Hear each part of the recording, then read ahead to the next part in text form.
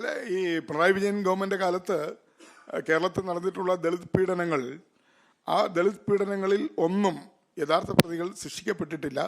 യഥാർത്ഥ പ്രതികൾ നിയമത്തിന് മുന്നിൽ കൊണ്ടുവരാൻ. അതിപ്പോൾ അട്ടപ്പാടിയിലെ ആൾക്കൂട്ട കൊലപാതകം നടത്തിയ മധുവിൻ്റെ കേസിൽ ഇതുവരെയും ഒരു തീർപ്പുണ്ടാക്കുകയോ ആ കേസിൽ ഫാസ്റ്റ് ട്രാക്കായിട്ട് ആ കേസ് തീർത്ത് അതിൻ്റെ പ്രതികളെ ലഭിക്കാവുന്ന ശിക്ഷ വാങ്ങിച്ചു കൊടുക്കാൻ ഈ ഗവൺമെൻറ് കഴിഞ്ഞിട്ടില്ല. അതുപോലെ തന്നെ വണ്ടിപ്പെരിയാറിലുണ്ടായ സംഭവം, അതുപോലെ തിരുവനന്തപുരത്ത്, കേരളത്തിൻ്റെ പല ഭാഗങ്ങളിലും നിരവധി പോലീസ് മർദ്ദനങ്ങൾ ഉണ്ടായിട്ടുണ്ട്, പോലീസ് പീഡനങ്ങൾ ഉണ്ടായിട്ടുണ്ട്, നിരവധി ലോക്കൽ മർദ്ദനങ്ങൾ ഉണ്ടായിട്ടുണ്ട്. അതോടൊപ്പം തന്നെ ബിന്ദു എന്ന് പറയുന്ന ഒരു വീട്ടുവേലക്കാരി എന്ന് പറയുന്ന പട്ടികജാതിയിൽപ്പെട്ട യുവതിയെ 18 മണിക്കൂർ സമയമാണ് വിചാരണ നടത്താൻ തടങ്കലിൽ വെച്ചത്, ചോദ്യം ചെയ്യാൻ തടങ്കലിൽ വെച്ചത്. അവസാനം അവിടെ അവർ മോഷണം നടത്തിയിട്ടില്ലെന്നും മാല മോഷ്ടിച്ചിട്ടില്ലെന്നും ഒക്കെയുള്ള കണ്ടെത്തലുകൾ വന്നു. പക്ഷേ ആ പോലീസുകാരെ ആരെയും ഒരു നടപടി സ്വീകരിച്ചില്ല. അങ്ങനെ ഒരുപാട് 10 വർഷക്കാലത്തെ പിണറായി വിജയൻ ഭരണത്തിന് കീഴിൽ ഏറ്റവും കൂടുതൽ പോലീസിൻ്റെ അതിക്രമങ്ങൾ, അതുപോലെ തന്നെ CPM-ൻ്റെ ഭാഗത്തുള്ള അതിക്രമങ്ങൾ, ഇതുപോലെയുള്ള പല സംഭവങ്ങളും ഉണ്ടായിട്ടും ഒരു നടപടിയും അവരെ ഒരു റിമാൻഡ് പോലും പോയിട്ടില്ല എന്നുള്ളതാണ് വസ്തുത. അപ്പോൾ അതുകൊണ്ട് പോലീസ് ഈ പട്ടികജാതി പട്ടികവർഗ വിഭാഗത്തിൽപ്പെടുന്ന ആളുകളുടെ കേസുകൾ വന്നാൽ അതിന് വേണ്ടത്ര ഗൗരവം കൊടുക്കുന്നില്ല എന്നുള്ളത് കഴിഞ്ഞ 10 വർഷക്കാലത്തെ അനുഭവത്തിൽ നമുക്ക് മനസ്സിലാക്കാൻ കഴിയും. അത് ഓരോരോ തെളിവുകൾ എടുത്ത് നോക്കിയാൽ നമുക്ക് മനസ്സിലാക്കാം. അട്ടപ്പാടി മധു മുതൽ ഇങ്ങോട്ട് നമ്മൾ പരിശോധിച്ച് നോക്കിയാൽ കാണാൻ കഴിയും. അപ്പോൾ അതുകൊണ്ടാണ് ഇതിലെയും പ്രതികളെ രക്ഷപ്പെടുത്താൻ പോലീസ് ബോധപൂർവമായ ശ്രമമാണ് നടത്തുന്നതെന്ന് നിതിൻ രാജിൻ്റെ പിതാവ് തന്നെ മാധ്യമങ്ങളോട് പറഞ്ഞിട്ടുണ്ട് അടുത്ത ദിവസങ്ങളിൽ. അപ്പോൾ അതുകൊണ്ട് ആ ഒരു ആരോപണം ആ പിതാവ് ഉന്നയിക്കണമെങ്കിൽ, ആ കുടുംബാംഗങ്ങൾ ഉന്നയിക്കണമെങ്കിൽ ഇപ്പോൾ നടക്കുന്ന അന്വേഷണങ്ങളിൽ അവർ തൃപ്തരല്ല എന്നതിൻ്റെ തെളിവാണ്. അവർക്കൊരു മകൻ നഷ്ടപ്പെട്ടു. പക്ഷേ ആ മകൻ്റെ ജീവൻ നഷ്ടപ്പെടുത്താൻ കാരണക്കാരായ ആളുകളെ സംരക്ഷിക്കുവാനുള്ള അന്വേഷണമാണ് കേരളത്തിൽ നടക്കുന്നതെന്നുള്ള പരാതിയാണ് അവരുന്നയിച്ചിരിക്കുന്നത്. അതെ,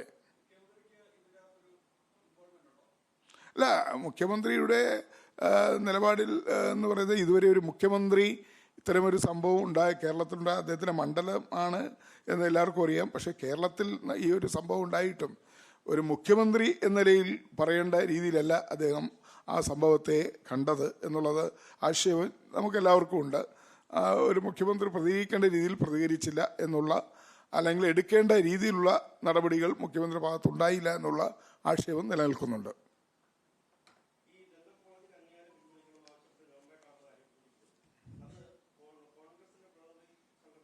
അല്ലല്ല, വ്യക്തി ഞങ്ങൾ ഒരു ഡെലിഗേഷനായിട്ട് ദളിത് ആദിവാസി വിഭാഗത്തിൽപ്പെട്ട നേതാക്കന്മാരും ഒക്കെ ആയിട്ട് ഞങ്ങൾ ഡെലിഗേഷനായിട്ടാണ് പോകുന്നത്.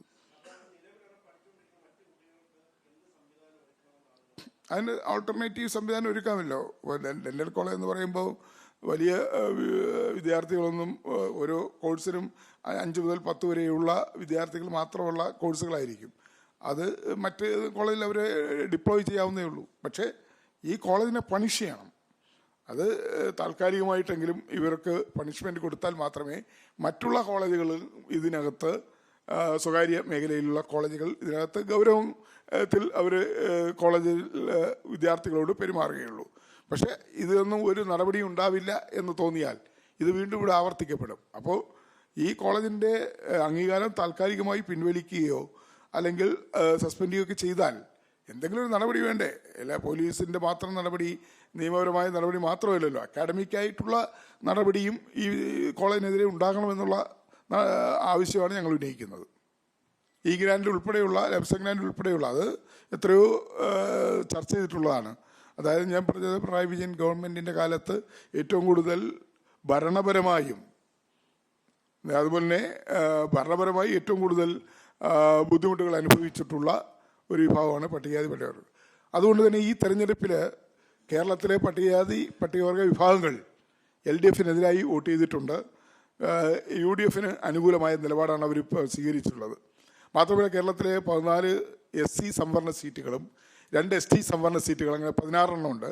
കഴിഞ്ഞ നിയമസഭയിൽ UDF-ന് 2 സീറ്റുകൾ മാത്രമാണ് ഉണ്ടായിരുന്നത്. എന്നാൽ ഇത്തവണ 10-ലധികം SC സംവരണ സീറ്റുകളും 2 ST സംവരണ സീറ്റും UDF ജയിക്കാൻ പോവുകയാണ്. മാത്രവുമല്ല SC മേഖലയിൽ നല്ല രീതിയിൽ തന്നെ വോട്ടുകൾ ഇടതുപക്ഷത്തിന് എക്കാലത്തും അനുകൂലിക്കുന്ന SC വിഭാഗങ്ങൾ ഇത്തവണ പിണറായി വിജയൻ ഗവൺമെന്റിനെതിരായി വോട്ട് ചെയ്തിട്ടുണ്ട്. അത് വോട്ടെണ്ണുമ്പോൾ നമുക്ക് വ്യക്തമായി മനസ്സിലാക്കാൻ കഴിയും.